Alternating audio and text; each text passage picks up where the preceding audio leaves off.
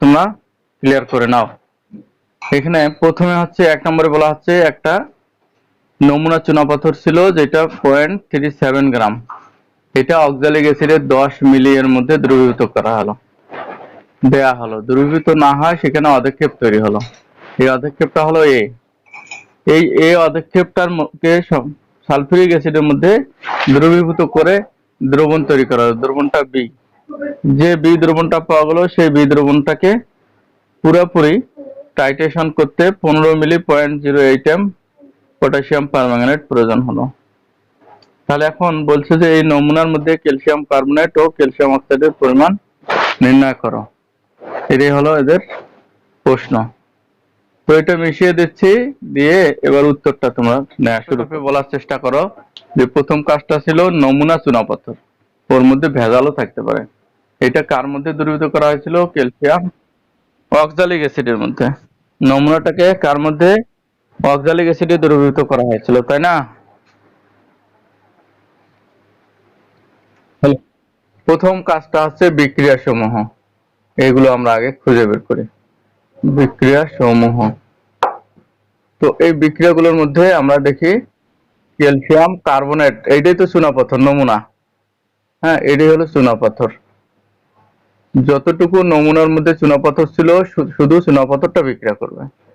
এইটার মধ্যে oxalic acid H2C2O4, এটা হলো অক্সালিক অ্যাসিড। বিক্রিয়া করলে ক্যালসিয়াম অক্সালেট, এই যে এটা ক্যালসিয়াম অক্সালেট, আর হবে কার্বন ডাই অক্সাইড, আর হবে পানি। এই হলো মোটামুটি সমতা। এটা হলো এ অধক্ষেপ, ক্যালসিয়াম অক্সালেট। হ্যাঁ, এখানে লিখে রাখতে পারো ক্যালসিয়াম অক্সালেট। এই অধক্ষেপটা আমরা পেলাম এ, এটা 1 নম্বর কাজ। 2 নম্বরে যে কাজটা হয়েছে সেটা হচ্ছে এই ক্যালসিয়াম অক্সালেটকে সালফিউরিক অ্যাসিডের মধ্যে দ্রবীভূত করা হয়েছে। এটা কিন্তু অতিরিক্ত ছিল, সালফিউরিক অ্যাসিডটা অতিরিক্ত ছিল। তো এটার সাথে যখন বিক্রিয়া হয়েছিল তখন হয়েছিল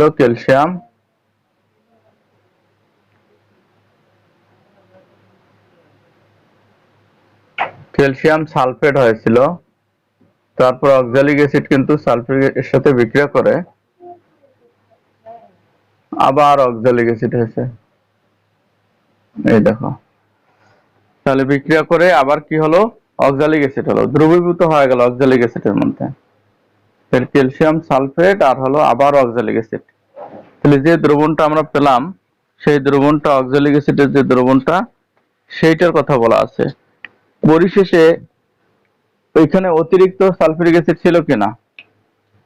তাহলে যে বি দ্রবণ, হ্যাঁ এইটাকে আমরা ধরবো বি, এটা কিন্তু অধক্ষেপ তৈরি করে বি দ্রবণ। তো এইখানে আমরা বলতে পারি বি দ্রবণটি হলো H2SO4 যুক্ত, মানে দ্রবণে কিন্তু অতিরিক্ত সালফিউরিক অ্যাসিড আছে, 4 যুক্ত অক্সালিক অ্যাসিড।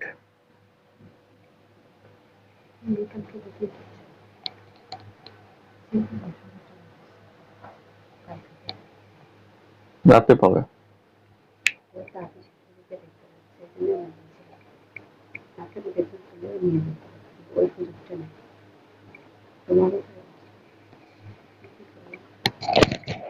তোমার কাছে থাকলে দাও,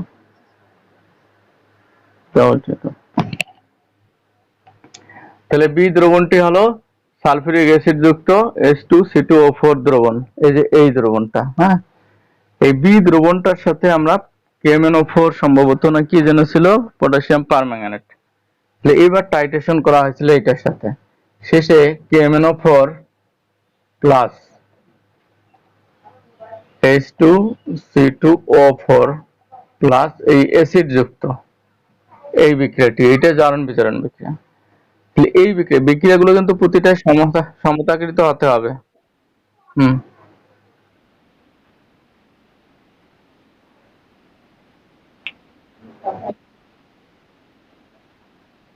অক্সালিক অ্যাসিডের দ্রবণ, এটা দ্রবণ হবে না, এটা অধক্ষেপ তৈরি হবে। ওরা দ্রবণের কথা বলছে তো, এটা কিন্তু অধক্ষেপ হবে, আর এটা বিক্রিয়াও করবে না কোনো কাজে, ওটা জারণ বিজারণে অংশগ্রহণ করবে না। তাহলে এই অক্সালিক অ্যাসিড পুনরায় তৈরি হলো, এই অক্সালিক অ্যাসিডের সাথে পটাশিয়াম পারম্যাঙ্গানেটের বিক্রিয়াটি জারণ বিজারণ, এটা হচ্ছে বিজারক, এটা হচ্ছে জারক। এখন এইখানে কি বিক্রিয়া ঘটে? এখানে যে উৎপন্ন হবে কার্বন ডাই অক্সাইড, তারপরে ম্যাঙ্গানিজ সালফেট, এটা তোমাদের আগেই বোধহয় পড়ছো। আর হবে পটাশিয়াম সালফেট, আর হবে পানি। এখন আমাদের কাজ হবে এই বিক্রিয়াটা কিন্তু সমতাকৃত সমীকরণটা লাগবে অবশ্যই, প্রতিটাই কিন্তু সমতাকৃত লাগবে। তাহলে এইটা তোমাদের সমতাকৃত যদি করতে যাও তাহলে দেখো এর জারণ মান হচ্ছে 7 আর এখানে হচ্ছে 2, পার্থক্য কত? 5। তো এটার সামনে আমরা 5 দিতে পারি, এই 5। কার্বনের জারণ মান এখানে কত? 4 2 8, 8 থেকে 2 3, আর এখানে আছে 4। দেখো এটা +7 ছিল, এটা +2, পার্থক্য 5। এটা হচ্ছে +3, এটা হচ্ছে +4। তাহলে আমরা কি করতে পারি? পার্থক্য হচ্ছে 1, কিন্তু একটা পরমাণুর জন্য 1, দুইটা পরমাণুর জন্য 2 হবে, এই জন্য এটার সামনে 2 দেব। তো এটার সামনে যদি 2 দেই, ম্যাঙ্গানিজ কিন্তু 2টা। এটার সামনে যদি 5 দেই, কার্বন 5 দুগুণে 10টা, এখানে কার্বন আছে 10টা টোটাল। মিলে গেছে আর কি, বাকিগুলো এখন মিলাই দিতে হবে তোমাদের। তো বাকিগুলো মিলাতে গেলে আমাদের যেটা দেখতে হবে সেটা হচ্ছে যে এখানে পানি কত অণু দেবো এটা দেখব। আগে দেখবো আমরা সালফেট। এই সালফেট এখানে 2টা আর এখানে একটা 3টা। তো 3টা সালফেট এর সামনে 3 দিলে আমাদের ঝামেলা মিটে যায়। তো 3 দিয়ে ঝামেলা মিটে গেল, কিন্তু পানি কয় অণু হবে? এখানে হাইড্রোজেন কিন্তু 3 দুগুণে 6টা, 5 দুগুণে 10টা, 2 আর 6 16, তাহলে এখানে 8 অণু পানি হবে। এই হলো আমাদের সমতাকৃত সমীকরণ।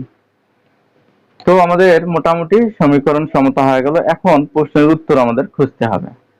প্রশ্নের উত্তরটা খুঁজতে গেলে আমরা প্রথমে কি কাজ করব? দেখো আমাদেরকে কি কিন্তু কাজ যেটা করতে হবে যে চুনাপাথরের যে নমুনাটা ছিল, সেই নমুনাটা, এটা কিন্তু নমুনা, এই নমুনাটার মধ্যে বিশুদ্ধ ক্যালসিয়াম অক্সাইড, এটা তো ভেজালও থাকতে পারে, বিশুদ্ধ ক্যালসিয়াম অক্সাইডের পরিমাণ আমাদের বের করতে বলছে। তাহলে এই নমুনা চুনাপাথরটাই শুধু চুনাপাথরটার যে নমুনা নেওয়া হয়েছিল সেই নমুনার মধ্যে যদি বালু, ধুলা, কাঠ, খড় ইত্যাদি ভেজাল থাকে, ভেজালগুলো বিক্রিয়া করবে না, শুধু ক্যালসিয়াম কার্বনেটটাই বিক্রিয়া করবে। তো আমরা ক্যালসিয়াম কার্বনেটের পরিমাণটা বের করব। এইখানে দেখো এটা 1 মোল যদি লাগে, এটা কত মোল লাগছে? দেখো এইটা 1 মোল, এটাও লাগে 1 মোল। দেখো এবার এটা তৈরি হয়েছে 1 মোল, একটু লক্ষ্য করে দেখো।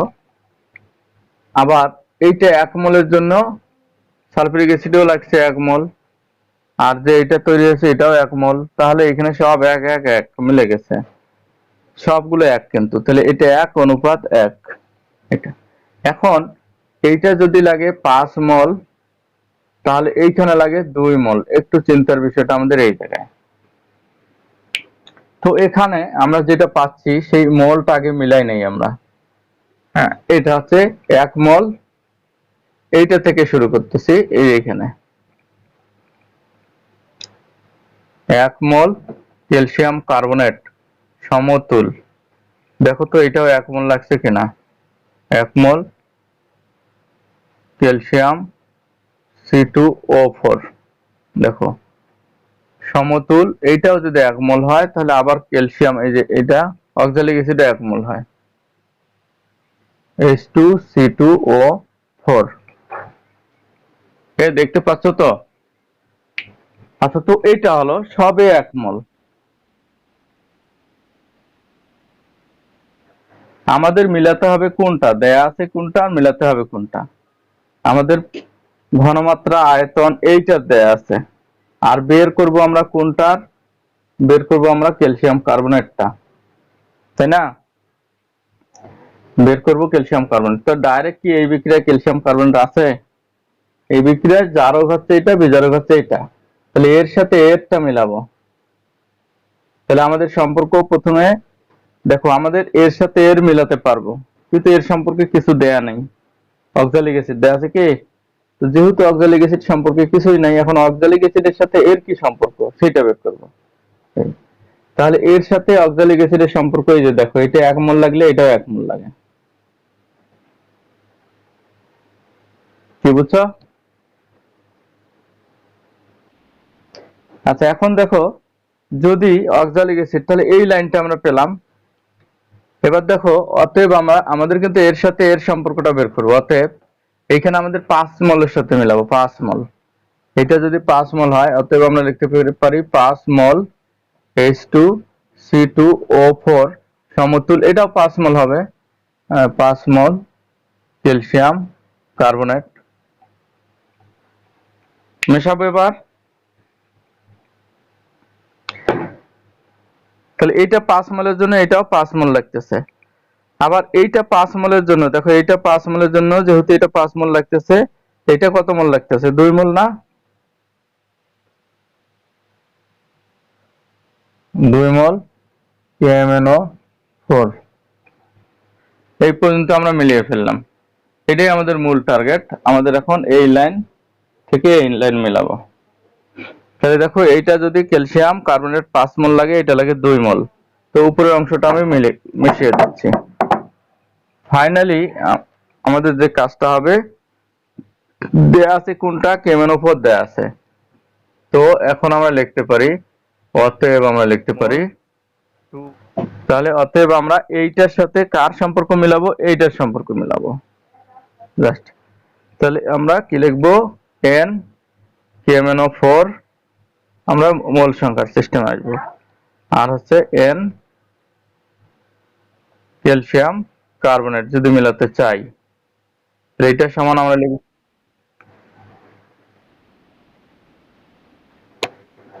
নিচে কোথায় টুরে,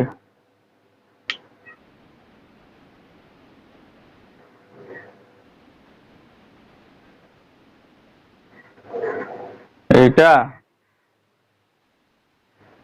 CA2, মানে প্রথম যে 1 নম্বর বিক্রিয়াটা ছিল, সেই বিক্রিয়া দেখো তো, 1 মোল ক্যালসিয়াম কার্বনেট থেকে 1 মোল এই জিনিসটা তৈরি হয়েছিল কিনা? Calcium oxalate. এটা হ্যাঁ, 1 মোল থেকে ও এই টুটা ছিল না, না এটা ছিল না। হ্যাঁ ঠিক আছে, তাহলে ওইটা 1 মোল। এখন বুঝছো নাকি?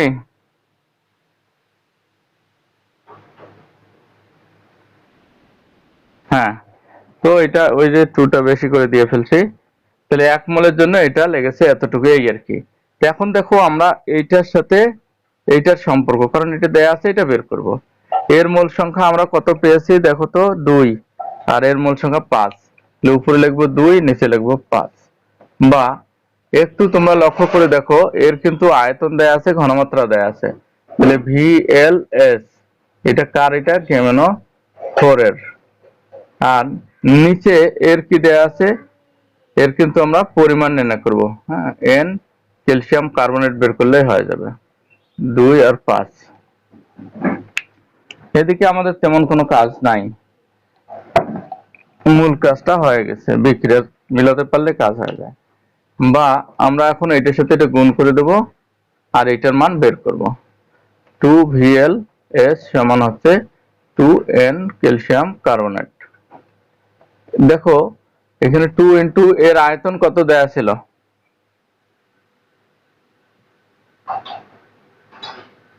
15 মিলি কি ছিল? আচ্ছা, 15, 10⁻³ কেন দিলাম?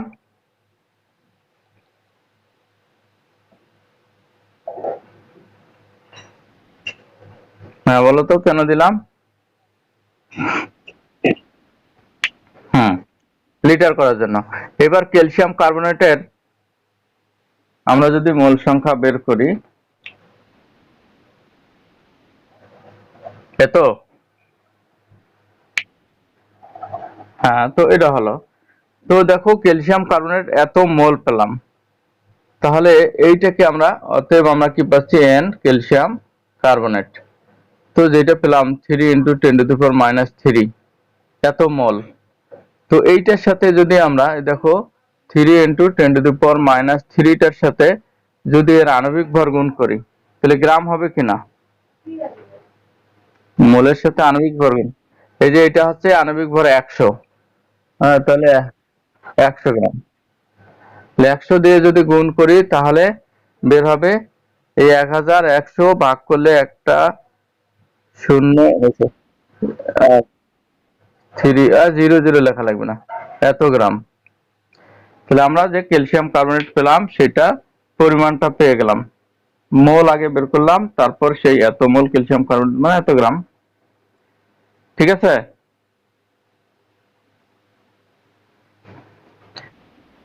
নাকি এটাকে আরেকটা লাইন তোমাদের বুঝিয়ে দেওয়ার জন্য বুঝবা বোধহয়।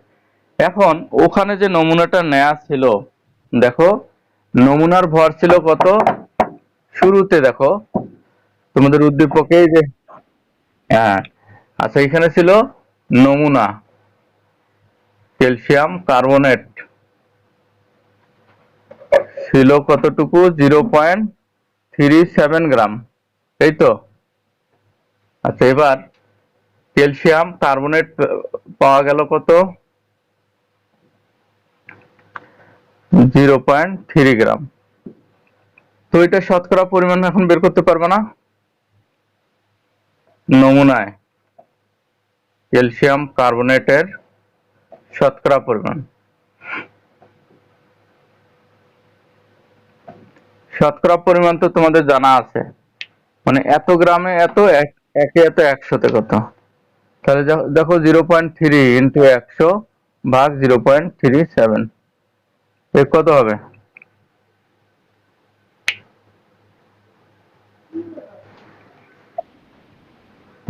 81.08। তাহলে এইটা পাওয়া যাবে 81.08, এত পার্সেন্ট। এইটা একটা অ্যান্সার পেলাম। তো তারপরে আমাদের আরেকটা অ্যান্সার বের করতে হবে, সেটা হলো যে ক্যালসিয়াম কার্বনেটটার মধ্যে ক্যালসিয়াম অক্সাইডের শতকরা পরিমাণ। তো ক্যালসিয়াম কার্বনেটটাকে যদি আমরা বিয়োজিত করি, তাপ যদি দেই, তাহলে calcium oxide plus carbon die oxide হবে, এইটা শতকরা। এইটা যদি হয় 1 মল, এটা কত হয় 1 মল, তো এইটা 1 মল মানে 100 গ্রাম, আর এইটা 1 মল মানে হচ্ছে 40 আর 16 56 গ্রাম। ঠিক আছে? তাহলে আমরা এটা পাবো 56 গ্রাম। এবার তোমরা ওই পার্সেন্টেজে যদি যাও, তাহলে এটার 100 গ্রামে এটা পাওয়া যায় 56 গ্রাম। দেখো 100 গ্রামের মধ্যে ক্যালসিয়াম অক্সাইড থেকে 56 গ্রাম, অতএব এটা তো পার্সেন্টেজ করাই আছে, অতএব 81 গ্রামের মধ্যে কতটুকু থাকে ওইটাই পার্সেন্টেজ হয়ে যাবে। অথবা তোমরা এটাও বের করতে পারো যে 100 গ্রাম ক্যালসিয়াম কার্বনেটে ক্যালসিয়াম অক্সাইড থাকে 56 গ্রাম, অতএব আমরা এখানে বের করতে পারি ওই যে 0.3 গ্রামে 3 গ্রাম ক্যালসিয়াম কার্বনেটে থাকবে 56 গুণ 0.3 ভাগ 100 সমান কিছু একটা বের হবে।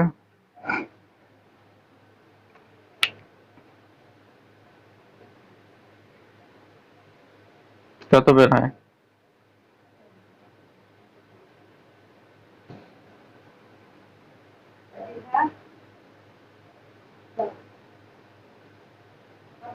কত বের হলো? 0.168। এই যে এত গ্রাম পেলাম, এটা এখন শতকরা পরিমাণ বের করি। তাহলে আবার, হ্যাঁ, এই যে নমুনা এত গ্রামের মধ্যে এত 0.37 গ্রামে আসলে ক্যালসিয়াম অক্সাইড থেকে এত গ্রাম, অতএব ক্যালসিয়াম অক্সাইডের শতকরা পরিমাণ সমান হবে এই যে এত গ্রামে এত, এত গ্রামে এত, তাহলে 0.168 ইন্টু 100 ভাগ 0.37, এই যেটা বের হবে এটাই অ্যান্সার। দুইটা অ্যান্সার।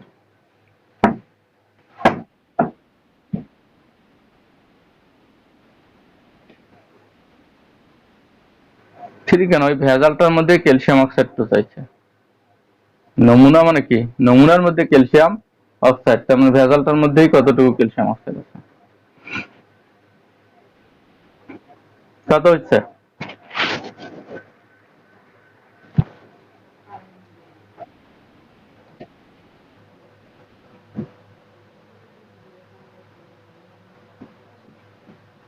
এই হলো পার্সেন্টেজ আমাদের অ্যান্সার।